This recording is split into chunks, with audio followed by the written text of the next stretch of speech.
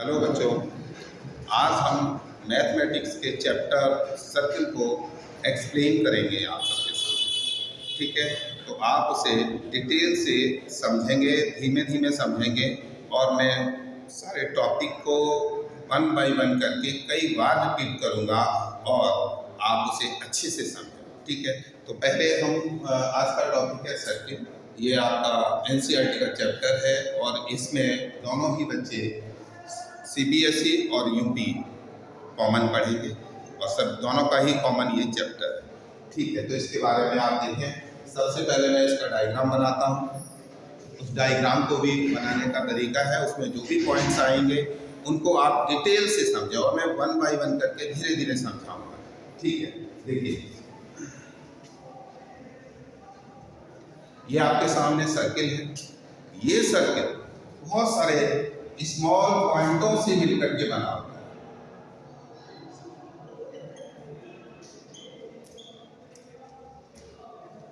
इस प्रत्येक को एक पॉइंट बोला जाता है।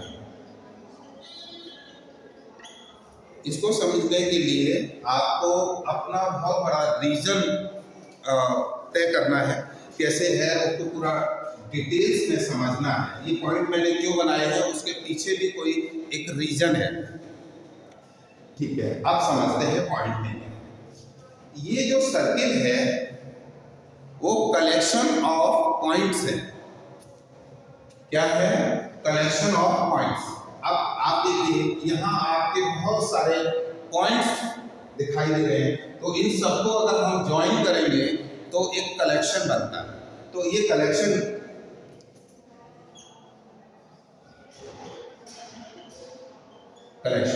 ये एक वर्ड आया, ये आपकी डेफिनेशन में आएगा, इसलिए मैं आपको एक्सप्लेन किया। ये कलेक्शन ऑफ पॉइंट्स।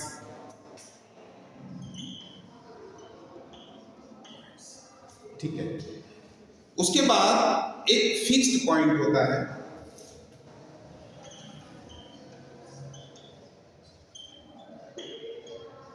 ठीक है, तो इसमें इनका जो ये सारे पॉइंट्स हैं वो एक पाथ पर चलते हैं। ये इसको पाथ कहते हैं। पाथ, ये क्या है? पाथ। तो पॉइंट्स का पाथ, पॉइंट्स पाथ में चलेंगे, एक अपने रास्ते पर चलेंगे। पाथ का मीनिंग होता है रास्ता। तो ये इनका रास्ता है, लेकिन ये भी रास्ता अलग अलग टाइप का होता है कि किसी कंडीशन के अकॉर्डिंग ये चलते हैं। तो इसमें फिक्स पॉइंट की बात की बच्चों, ये पॉइंट है। अब इन सारे पॉइंट्स का अपना एक पाथ है। क्या है बच्चों? ये पाथ। ये सारे पॉइंट्स एक पाथ से चल रहे हैं। अब आप लोग समझना चाहते होंगे इस पाथ पर कितने पॉइंट हैं। पॉइंट की डेफिनेशन में तो पॉइंट को वेरी स्मॉल होता है। ये पॉइंट है, ठीक है, तो ये कितने हो सकते हैं? तो आप कह सकते हो अनगिनत हो सकते हैं, या आप कह सकते हो मैथमेटिक्स की डेफिनेशन में कि इनफाइनाइट होते हैं। कितने होते हैं? इनफाइनाइट होते हैं। ठीक है, ये बात। अब यहाँ आ रही है फिक्स पॉइंट। यहाँ पर ये पॉइंट जो होता है फिक्स पॉइंट होता है और इस फिक्स पॉइंट का नाम डाला जाता है सेंटर। ये सेंटर किसका सेंटर है? ये सर्किल का सेंटर है इसका। ये तो इसी का दूसरा नाम क्या है? Fixed point. ये पॉइंट जो होता है रनिंग करता है। अब रन करेगा तो अपना एक पाथ बनाएगा। जब ये पाथ बनाएगा तो ये पूरा एक सर्किल बन गया। ये बात आप लोगों को क्लियर हो चुकी होगी। ये पाथ होता है, ठीक है। इस पाथ का इस पाथ को हम लूकस कहते हैं। लूकस ऑफ ए पॉइंट। पहले आपको ये सारी बातें समझनी है, ठीक है। अभी नोट डाउन नहीं करना है, इनको एक्सप्लेन कर रहे हैं, आप इनको समझें। ये पाथ रास्ता होता है। ये इसका पाथ है, ये पॉइंट रन कर रहा है। ये लोकस ऑफ पॉइंट है। इसका मतलब है कि ये पॉइंट है बच्चों। एक्चुअल में आप लोग ये समझ रहे होंगे कि ये सॉरी ये बहुत सारे पॉइंट्स हैं। बहुत सारे पॉइंट्स नहीं हैं, सिर्फ एक ही पॉइंट है। सिर्फ पॉइंट तो एक ही है, बस उसकी पोजीशंस आपको एक्सप्लेन कर रहे हैं। पॉइंट एक ही चल रहा है, वो आगे बढ़ रहा है, इसलिए आपको इस तरीके से देखना है। बहुत सारे पॉइंट्स नहीं है, ठीक है। सारी बात समझ में आ गई। चलिए लोकस। अब ये जो लोकस बनता है बच्चों, एक डिफरेंट टाइप से बनता है। वो उसकी कंडीशन होती है कि वो किस तरीके से चल रहा है, ठीक है। तो मैं एक आपको एग्जाम्पल दे रहा हूँ, उसे समझे आप। ये पॉइंट है और ये जो पॉइंट इस तरीके से डाउन में आया, उस कंडीशन में ये स्ट्रेट लाइन बना है।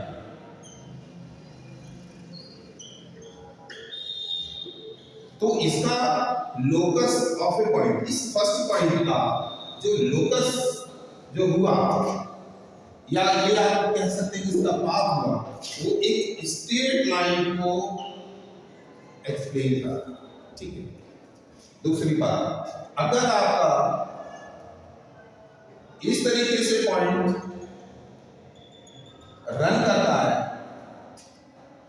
तो ये एक अलग शेप होती है। इसका लोकस जो फिगर बना रहा है वो होता है जो पैराबोला, ठीक है। ये अभी आपने पढ़ा नहीं है, लेकिन इसकी शेप का नाम हमने आपको बता दिया है कि ये पैराबोला। एक और बच्चों से ये होती है कि इस तरीके से कर रहा है, उस शेप का नाम होता है इलिप्स, ठीक है। तो हमें इनसे मतलब नहीं है, पैराबोला से मतलब नहीं है, स्ट्रेट लाइन से मतलब नहीं है, इससे मतलब नहीं है। हमको इस समय हम जो पढ़ रहे हैं वो पढ़ रहे हैं सर्किल, तो हमें सर्किल से मतलब। अब हम सर्किल के, आप सिर्फ इतना पॉइंट समझ गए, सेंटर जिसे फिक्स पॉइंट बोलते हैं, पाथ जो पॉइंट रन करता है अपने फिक्स्ड पॉइंट के अकॉर्डिंग, उसको लोकस ऑफ पॉइंट भी बोलते हैं, ठीक है। यहाँ तक बात क्लियर हुई। इसके आगे आप सर्किल के बारे में हम और डिटेल्स पढ़ें।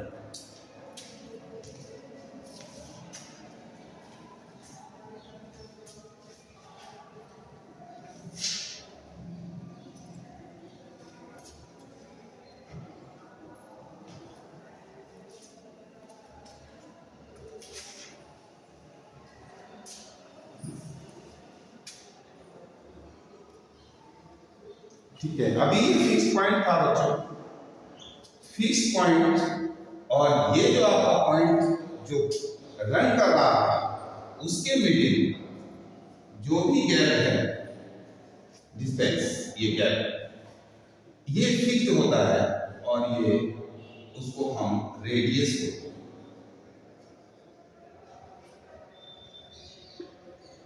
रेडियस ये क्या है? इस पॉइंट को हम लोग x से डिनोट करते हैं, और x क्या होता है? जिसके कोऑर्डिनेट होते हैं, ठीक है, ये सेंटर होता है। तो अब आप इसमें समझें ये फिक्स्ड पॉइंट क्यों कहा जा रहा है, क्योंकि जो ये सारी डिस्टेंस इक्वल होगी, ये सारी डिस्टेंस इक्वल होगी, कितनी होगी? r, मींस रेडियस होगी। सपोज दैट अगर ये डिस्टेंस यहां से 10 सेंटीमीटर है, तो ये सारी ही 10 सेंटीमीटर होगी। इसलिए इसको फिक्स्ड पॉइंट, और ये रेडियस, किसी सर्कल की रेडियस जो होती है वो फिक्स्ड होती है, फिर चेंज नहीं हो सकती उसकी रेडियस एक ही सर्कल के लिए, ठीक है। यहाँ तक समझते तो आपने ये सीखा कि सेंटर से और यहाँ तक जो डिस्टेंस होगी इसका नाम होता है रेडियस। डिनोट करते हैं r से।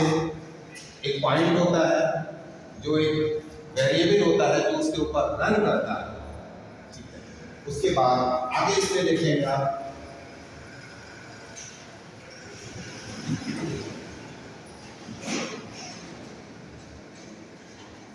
इस रेडियस को आगे अदर पॉइंट से, ये पॉइंट जो x है वो घूम करके बच्चों यहाँ पर आ जाएगा।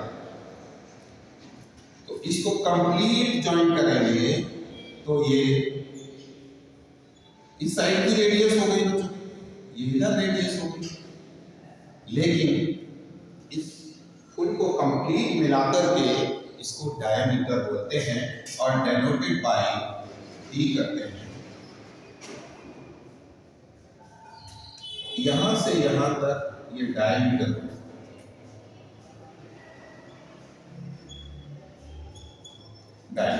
ये कंप्लीट डायमीटर हो गई। अब इनमें रिलेशन जो होता है डायमीटर में, वो D is equal to R के इक्वल। ये आपके लिए फॉर्मूला होगा डायमीटर का, कि डायमीटर किसी भी सर्कल की कितनी होगी, वो होगी इसके डबल होगी, R का रेडियस का डबल होगी। इन्हीं दोनों में जब भी आपको कभी डायमीटर के भी है रेडियस फाइंड करनी है तो आप इस फॉर्मूले को इस तरीके से बना सकते हैं, D/2। R करना हो तो डायमीटर में आप उसे डिवाइड करेंगे तो आपकी रेडियस आ जाएगी। बहुत सारे क्वेश्चन में डायमीटर गिवन करते हैं, लेकिन हमारे फॉर्मूलों में रेडियस यूज होती है। ठीक है, तो ये बात आप समझ गए, डायमीटर समझ गए और आप रेडियस समझ गए। रेडियस क्या होता है? सेंटर टू पॉइंट डिस्टेंस होती है। डायमीटर क्या होता है? उसका डबल होता है, यहाँ तक होता है पूरा। ठीक है, अब इसके बाद उसके बारे में और पढ़ते हैं।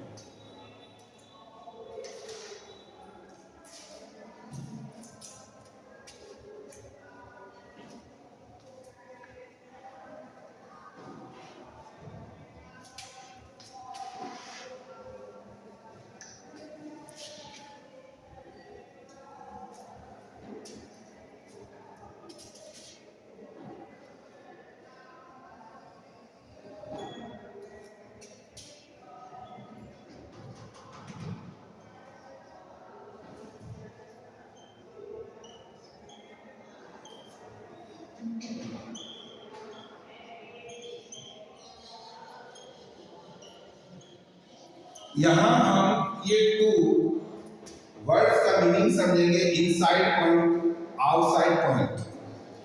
आप चाहें तो इसे लिख सकते हैं of the circle.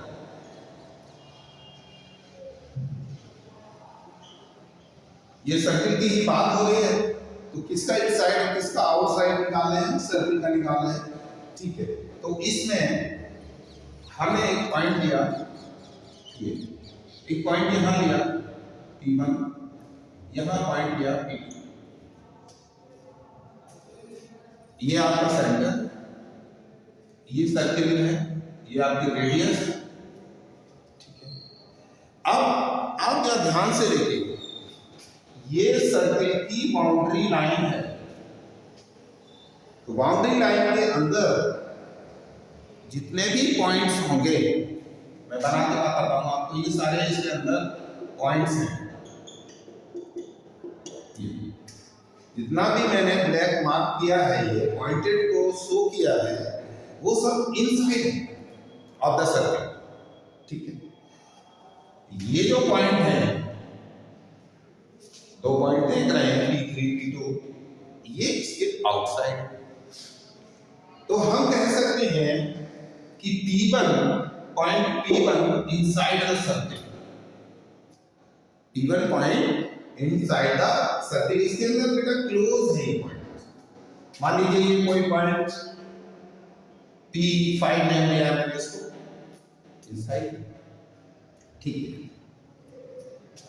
P2 outside, P2 is, तो आउटसाइड पॉइंट क्या होगा? P2 एंड P3, ये आउटसाइड। ठीक है, अब पॉइंट और भी हो सकते हैं। हमने कहा है कि सर्किल भी पॉइंट से मिल करके बना हुआ है। सपोज दैट ये point A B C D E है, ये इसकी बाउंड्री लाइन है। तो इन पॉइंट्स के लिए हम बोलेंगे A point on the circle, इसके लिए यूज करेंगे on the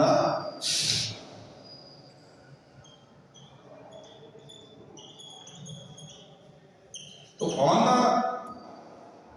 the circle points कौन कौन से हुए बच्चों? ए, बी, सी, डी, ई, ये on the points on the circle हुए। आउटसाइड पॉइंट्स कौन कौन से हो रहे हैं बच्चों? P2, P3 हो रहे हैं। इनसाइड ऑफ द सर्किल कौन से पॉइंट्स हो रहे हैं? P1 and P5। तो आपने क्या सीखा? इनसाइड पॉइंट्स, आउटसाइड पॉइंट्स और ऑन द सर्किल। बड़ा सिंपल है, आप इसको समझें। आपके सर्किल के अंदर जो भी पॉइंट्स आते हैं वो इनसाइड होंगे ऑफ द सर्किल, सर्किल की बाउंड्री के बाहर आते हैं। अब कंडीशनल क्या है इसमें? मैथमेटिकल कंडीशनल क्या होता है? ठीक है, मैथमेटिकल कंडीशनल ये है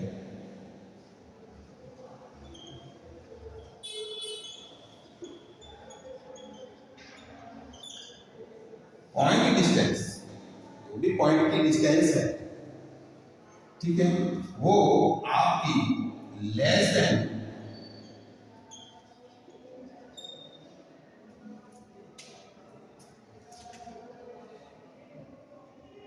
आपकी रेडियस से होना चाहिए। अब मैं आपको ध्यान से बताऊं,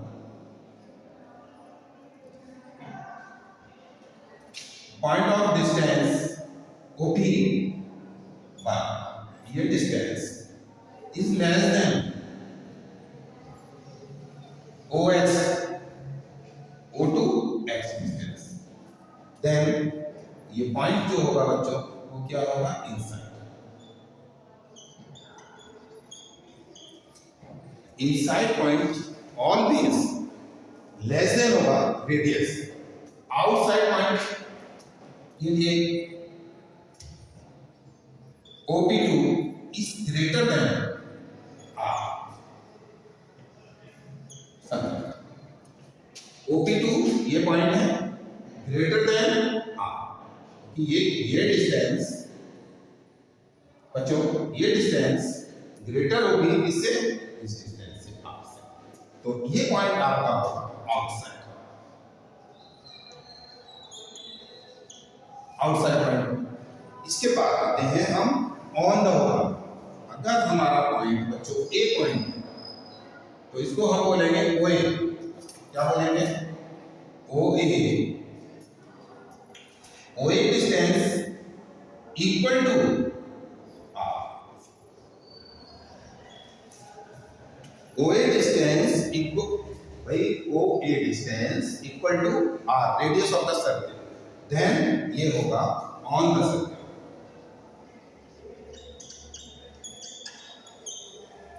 ये बात आपको क्लियर हो रही है? तो आपने 3 पॉइंट्स हैं, number 1 inside point, outside points, on the circle, ठीक है। उसके बाद पॉइंट डिस्टेंस के ये मैथमेटिकल रिलेशन है, आपको डिस्टेंस की भी होगी, बस उनको डिस्टेंस बता देंगे पॉइंट्स की और उसके रेडियस बताएंगे तो आपसे ये पूछ सकते हैं कि ये पॉइंट्स आउटसाइड होगा सर्किल के या इनसाइड होगा या ऑन द सर्किल होगा। तो आप इन फॉर्मूलों का यूज करेंगे। वो जो भी पॉइंट है वो लेस देन है रेडियस से, ये भी रेडियस है बच्चों, इसको आप ऐसे भी बोल सकते हैं, रेडियस लेस देन है, देन इनसाइड बोलेंगे इसको, इस पॉइंट को, ग्रेटर देन है, देन आउटसाइड बोलेंगे, और इक्वल है तो ऑन। तो ये बात आप नोट कर लीजिए 2 मिनट के लिए, फिर मैं आपको बताऊंगा। आप इसमें चाहें जो भी ये बातें हैं इनको आप नोट कर लें, डायग्राम से कर लें, ठीक है, फिर मैं आगे बढ़ूँगा।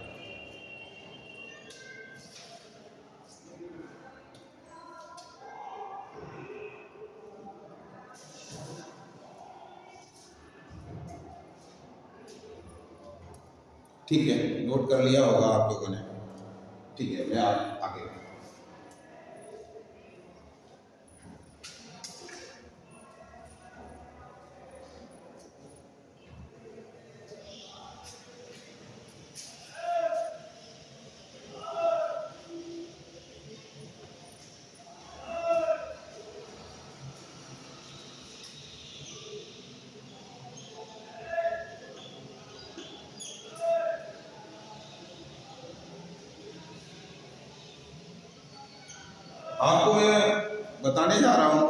कॉन्सेंट्रिक सर्किल क्या होता है, ठीक है। तो कॉन्सेंट्रिक सर्किल क्या होता है उसके बारे में समझेंगे। वेरी सिंपल है कॉन्सेंट्रिक सर्किल।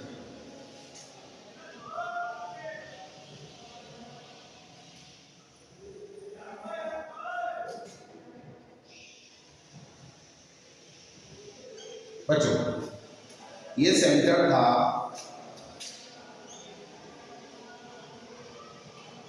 मैं ये डिनोट कर रहा हूं, ये फर्स्ट सर्किल है C1, C2, C3, ये 3 सर्किल हमने आपको बनाए हैं।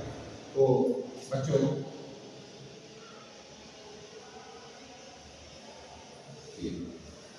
C1 सर्किल का रेडियस को सपोज किया है R1 है, C2 सर्किल की रेडियस को R2 और C3 सर्किल की रेडियस को हमने R3 सपोज किया है।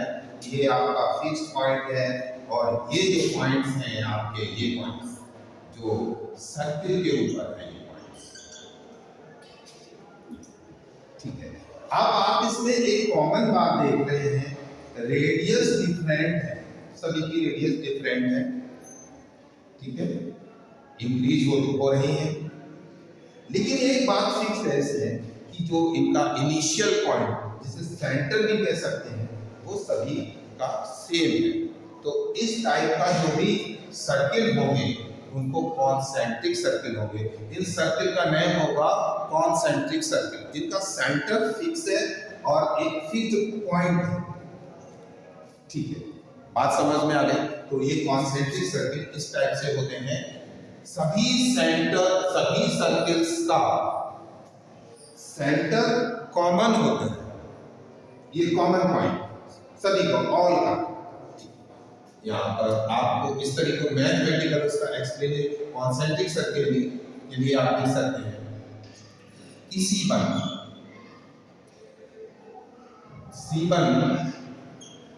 कोई भी सेंटर होता है तो आप उसको ऐसे लिखते हैं बच्चों, लिखने का मेथड है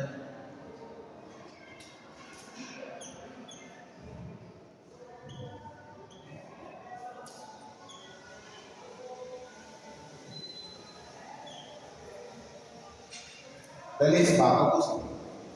किसी सर्किल को डिनोट करने का मीनिंग ये होता है कि उसको कोऑर्डिनेट की तरह से,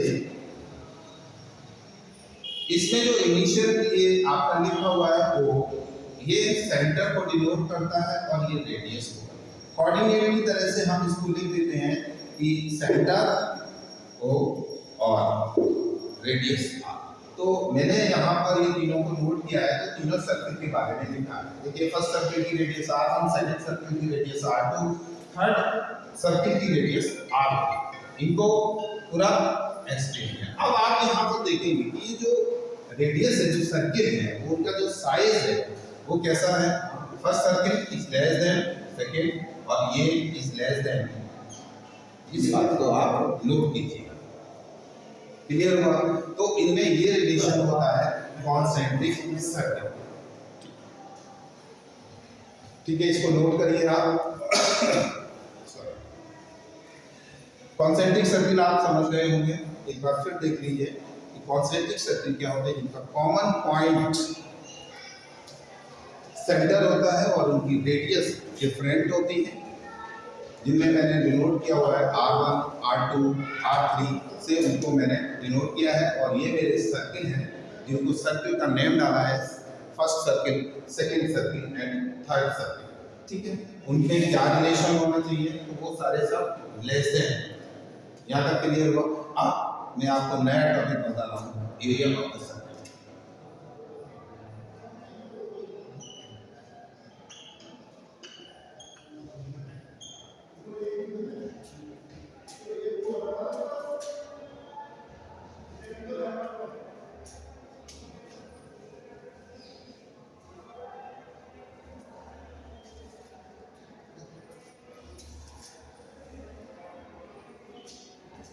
अगेन डायग्राम बनाते हैं हम इसका सर्किल का, ठीक है।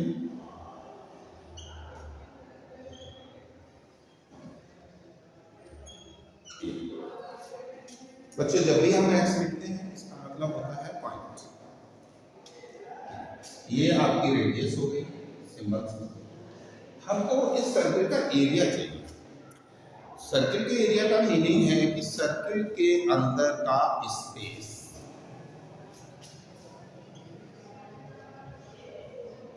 ये पूरा स्पेस जो कितना एरिया है, जिस तरीके से आप कोई रेक्टेंगुलर फर्श होता है आपके, तो उसमें आप उसका एरिया निकालते हैं, लेंथ इंटू ब्रेड्थ करते हैं, तो उसका एरिया है। कोई भी आपका प्लेन है, इसको प्लेन भी बोलते हैं, रेक्टेंगल भी बोलते हैं। तो इसमें आप इन दोनों का मल्टीप्लिकेशन करते हैं तो ये कितना स्पेस है ये आता है।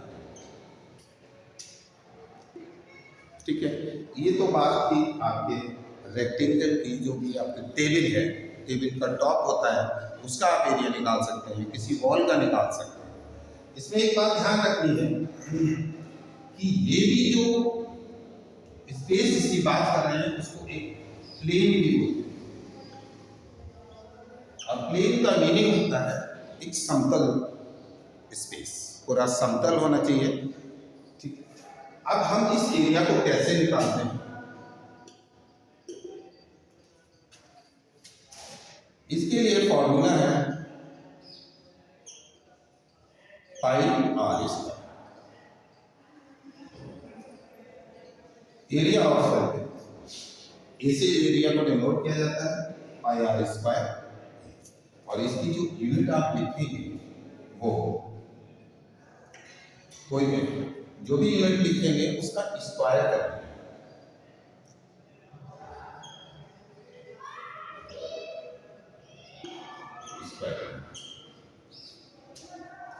क्यों स्क्वायर क्यों करेंगे?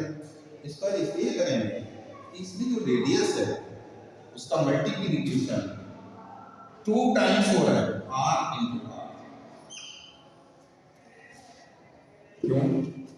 सपोज दैट आपका r सेंटीमीटर में गिवन है, तो आपको 2 टाइम्स सेंटीमीटर हो गया, तो ये क्या हो गया? Centimetre square. तो मैंने लिखा स्क्वायर यूनिट होनी चाहिए, आपकी यूनिट स्क्वायर में होना चाहिए। इस तरीके से आप लिखेंगे सेंटीमीटर। इन केस मीटर में लिया हुआ है, रेडियस मीटर में गिवन है, तो आप कैसे लिखेंगे? Metre square. जिस यूनिट में दिया है मिलीमीटर में गिवन है, तो उसको मिलीमीटर एंड स्क्वायर। ठीक है, तो आप जो भी यूनिट है उसके ऊपर आप स्क्वायर लगाइए एरिया के लिए, क्योंकि उसमें एरिया में जो भी रेडियस है वो 2 टाइम्स यूज हो रही है, इसलिए उसका यूनिट का भी स्क्वायर हो जाता है। ठीक है, यहाँ तक क्लियर हो गया। तो एरिया जब हमने निकाला तो कौन सा स्पेस निकला है? वो बच्चों इस बाउंड्री लाइन के अंदर का निकला है। इन क्वेश्चंस को आप कैसे कर सकते हैं कि जब भी कोई आप टेबल कवर होता, सर्कुलर आपकी टेबल है और उसके कवर आपको करना है, तो आप उसकी रेडियस को फाइंड कर लीजिए, तो आपके टेबल के कवर का एरिया आ जाए। ठीक है, तो आप इस तरीके से निकाल सकते हैं। तो कैसे सॉल्व करते हैं वो मैं आपको बताना चाहूँगा। एक एग्जाम्पल लेते हैं और उस एग्जाम्पल से आप समझें। सपोज दैट ये आपका टेबल कवर है। क्या है ये? Table cover. आप इसको टेबल कवर समझ लीजिए, और आप ये जानना चाहते हैं उस टेबल को कवर अप करने के लिए हमको कितना क्लॉथ की जरूरत होगी। ठीक है, तो आपने इसको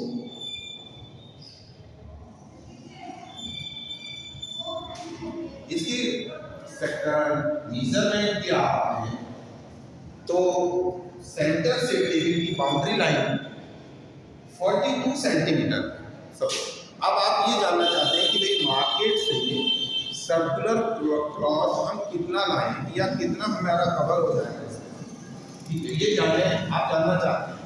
चलिए, इससे पहले एक बात समझ लीजिए बच्चों, ये एक फिक्स्ड कांस्टेंट होता है, इसकी वैल्यू 22/7 होती है, और जब डिवाइड किया जाता है 3.14। तो आप इन दोनों वैल्यू में से कोई भी यूज कर सकते हैं, ये कांस्टेंट है, ठीक है। अब क्या होगा बच्चों, इसके लिए सॉल्व करेंगे तो हम इसका एरिया फाइंड करेंगे।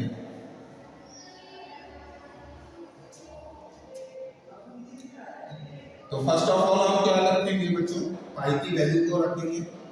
तो पाई की वैल्यू को हम 22/7 यूज कर रहे हैं। आर की वैल्यू को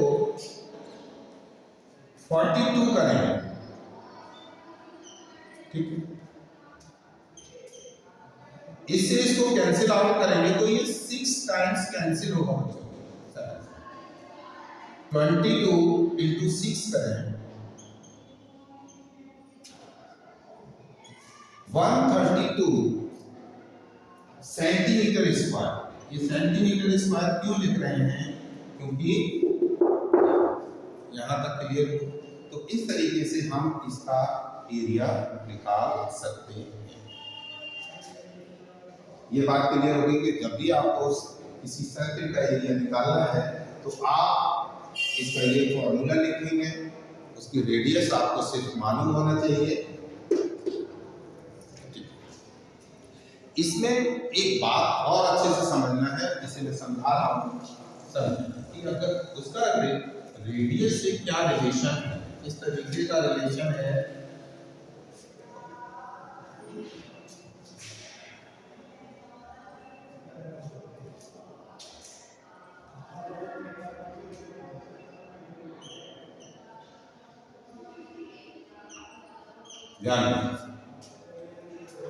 ये कांस्टेंट हो गया,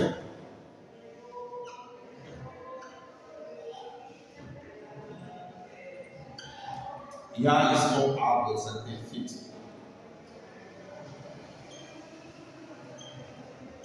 फिक्स्ड वैल्यू, और जो फिक्स्ड वैल्यू है अभी आपने आपको क्या बताया, 22/7। तो ये इस पर डिपेंड करता नहीं, ये डिपेंड किस पर करेगा बच्चों, एरिया रेडियस पर डिपेंड करेगा। इस बात को आप ऐसे लिखिएगा, प्रोपोर्शनल टू आर।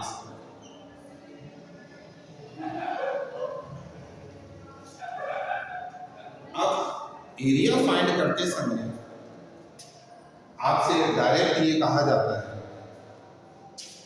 कि किसी सर्कल की रेडियस को डबल कर दिया जाए तो उसका न्यू एरिया कितना हो जाएगा। जब आप उसको डबल करेंगे तो सपोज कर लिया हमने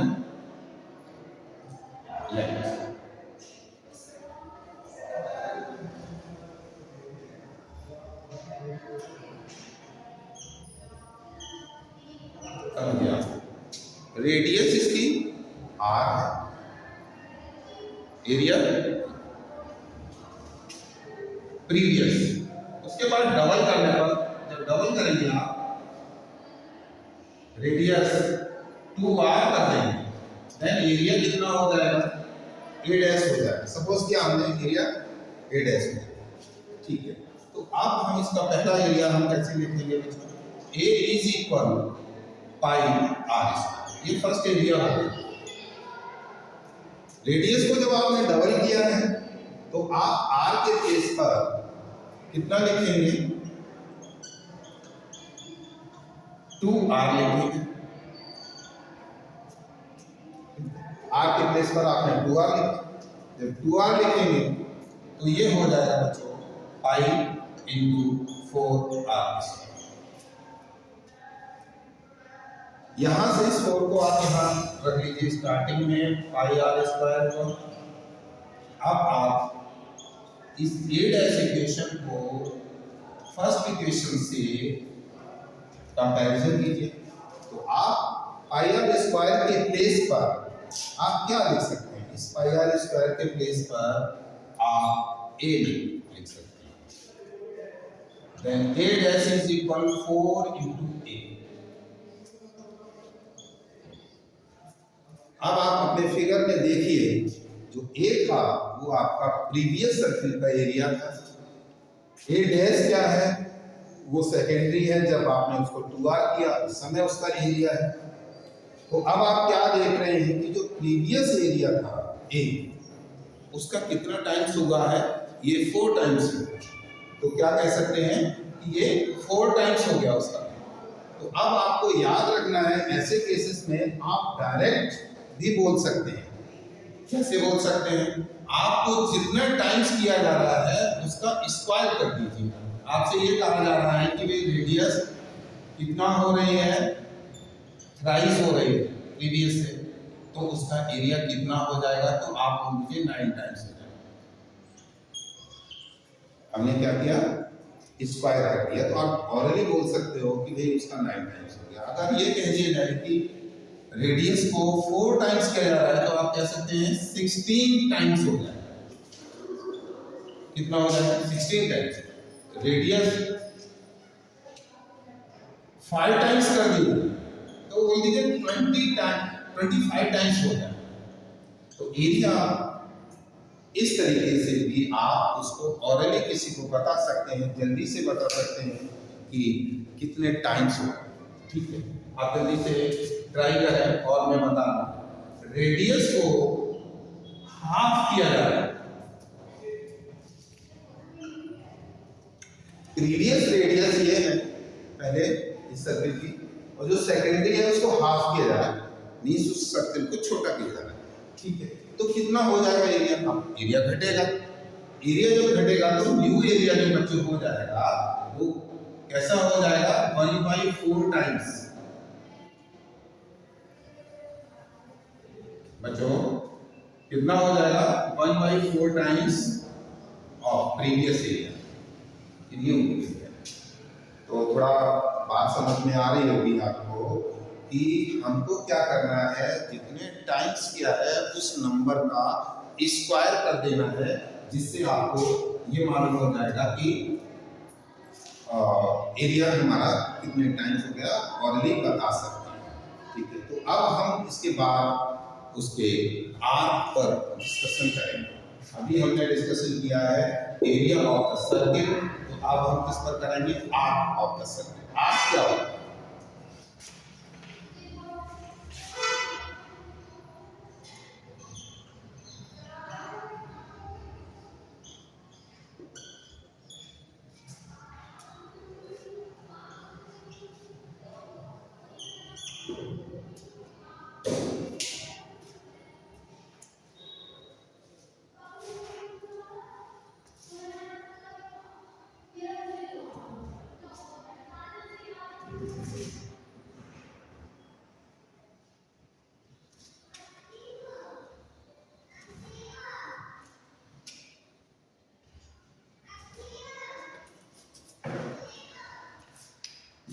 किस पर डिस्कस कर रहे हैं?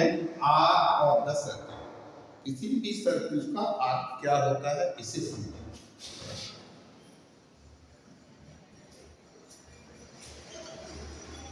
मैं पहले बता चुका हूं आपको कि ये जो बाउंड्री लाइन है वो पॉइंट से मिलकर के बनी। उन पॉइंटों को मैं यहाँ पर शो कर रहा हूँ। इस पॉइंट का नाम होगा P1, P2, P3 and P4। बच्चों इस सर्किल में ये जो बाउंड्री है, इस बाउंड्री को ही हम आर्क बोलते हैं। ये इससे थोड़ा मैं डार्क कर रहा हूं। ये जो गैप है, ये जो गैप देख रहे हैं ना, P1 टू P2, इसी को आर्क बोलते हैं। This is arc of this circle. अब ये आर्क ऐसा नहीं है कि कोई भी आर्क है किसी दूसरे, ये इस सर्किल का आर्क। अगर इसकी रेडियस डिफरेंट कर दी तो वो अलग होगा। यहां तक बात समझ में? इसको आर्क, ये भी आर्क,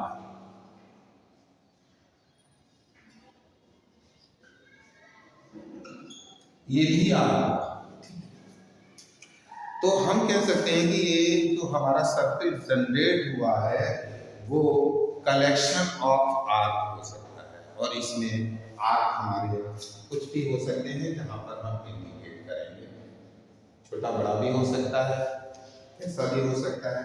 ठीक है, तो उनको आर्क कहेंगे। आर्क आर्क तो हमें किसी सर्किल के आर्क की लेंथ निकालनी होती है या लेंथ को किस तरीके से इंडिकेट करते हैं और आर्क को किस तरीके से डिनोट किया जाता है। जब भी आप किसी आर्क की बात करेंगे तो यहाँ पर आपको 3 आर्क शो हो रहे हैं बच्चों,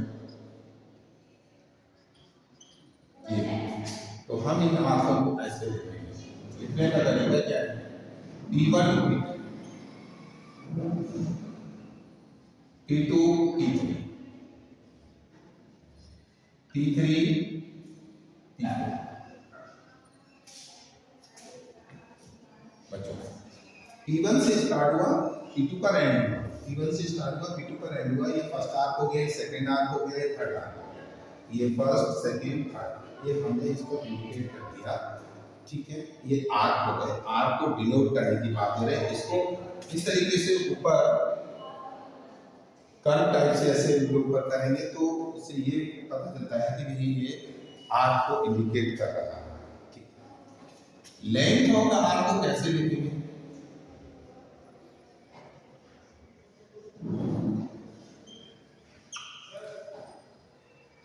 लेंथ ऑफ द आर्क उसको डिनोट करने का तरीका P1 P2, ठीक है। तो बच्चों आज मैंने आपको आर्क के बारे में यहाँ तक बता दिया। अब नेक्स्ट क्लास जो होगी हमारी उसमें हम इसी के बारे में भी और डिस्कशन करेंगे, ठीक है। अच्छा, सभी को बच्चों